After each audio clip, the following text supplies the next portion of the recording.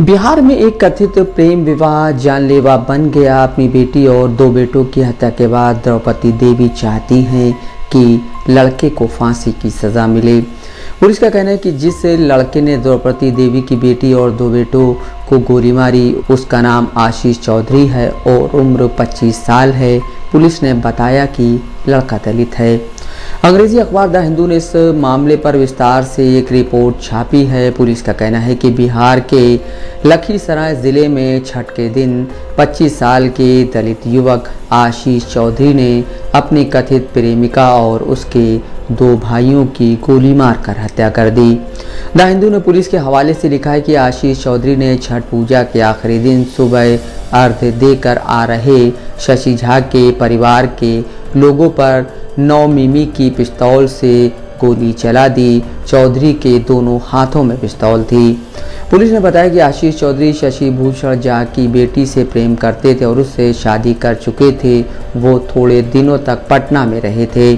Police ने बताया परिवार वालों ने लड़की को घर बुला लिया था। पुलिस का कहना है चौधरी इस बात से नाराज थे कि उनकी पत्नी का किसी और से प्रेम संबंध चल रहा है। ये बात उन्हें खटक रही थी। इसी गुस्से में उन्होंने युवती की हत्या कर दी। हालांकि युवती की मां द्रौपदी देवी का कहना है कि उनकी बेटी की चौधरी से शादी नहीं हुई थी। युवती की किसी और से भी शादी नहीं हुई थी। पुलिस झूठ बोल रही है। द्रौपदी देवी ने द हिंदू से कहा, आशीष चौधरी दरअसल हमारे और अपने घर के बीच की एक कट्टा ज़मीन हथियाना चाहते थे। द्रौपदी देवी का परिवार लखीसराय के पंजाबी मोहल्ला में रहता है। यहाँ ज़्यादातर अनुसूचित जाति और मुस्लिम समुदाय के लोग रहते हैं। युवती के पिता 60 साल के शशि भूषण झा और उनकी 2 बहुएं भी गोली लगने से पूरी तरह घायल हो गए हैं और अब भी उनका इलाज पटना मेडिकल कॉलेज के आईसीयू में हो रहा है।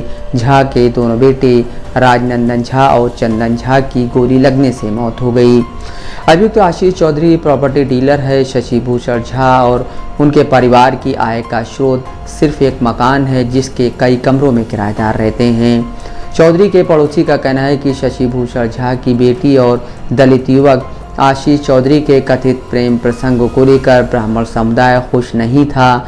उन्होंने द हिंदू से कहा, इस बात की बड़ी चर्चा थी कि दोनों ने अपने अपने परिवारों को बताए बगैर शादी कर ली है।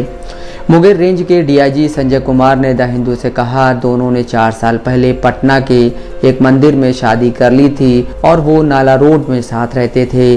संजय कुमार ने कहा, हमारे पास इस बात के सबूत हैं कि दोनों ने शादी की थी। हमने अभियुक्त के घर से पति पत्नी के तौर पर खींची गई उनकी सैकड़ों तस्वीरें बरामद की हैं। कई तस्वीरों में दोनों काफ़ी खुश दिख रहे थे। युवती ने सिंदूर लगा रखा है और उसके गले में मंगलसूत्र भी है। एक तस्वीर में युवती और चौधरी की मां भी हैं। अभियुक्त शशि चौधरी ने अपने कथित फेसबुक पेज पर भी खुद को शादीशुदा बताया है। इसमें उन्होंने खुद को आशीष राज बताया है। इसमें जनवरी 2022 की एक तस्वीर है जिसमें वो सिंदूर और मंगलसूत्र पहने एक महिला के साथ दिख रहे हैं। अब तक इस मामले में उमेश साव और समीर राज को गिरफ्तार किया गया है। बताया जा रहा है कि प्रॉपर्टी डीलर उमेश साव ने ही आशीष चौधरी को पिस्तौल मुहैया कराई थी, जबकि दूसरे शख्स समीर राज ने छठ घाट से आते झा परिवार का लाइव लोकेशन मुहैया कराया था।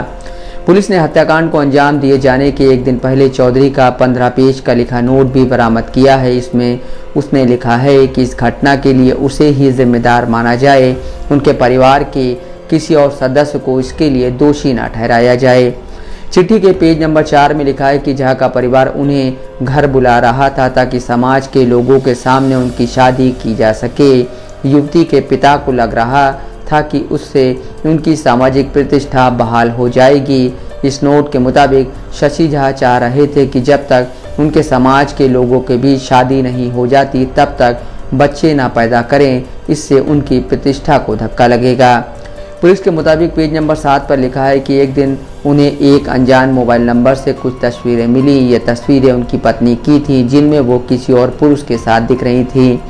जब उन्होंने उस नंबर पर फ़ोन किया तो किसी सुमित कुमार ने उठाया जो ये दावा कर रहे थे कि आशीष चौधरी की पत्नी का उनसे 3 साल से प्रेम प्रसंग चल रहा है, जबकि वहाँ से 100 किलोमीटर दूर सुमित भागलपुर में रहने वाले कुमार का कहना है कि उनका चौधरी की पत्नी से कोई प्रेम प्रसंग नहीं है, वो सिर्फ अच्छे दोस्त हैं। चौधरी ने लिखा है कि एक दिन उनकी पत्नी घर आई और जाति सूचक गालियां देने लगी। इन 2 घटनाओं से उनका गुस्सा भड़क गया और उन्होंने शशि झा के परिवार पर हमला करने का फैसला कर लिया।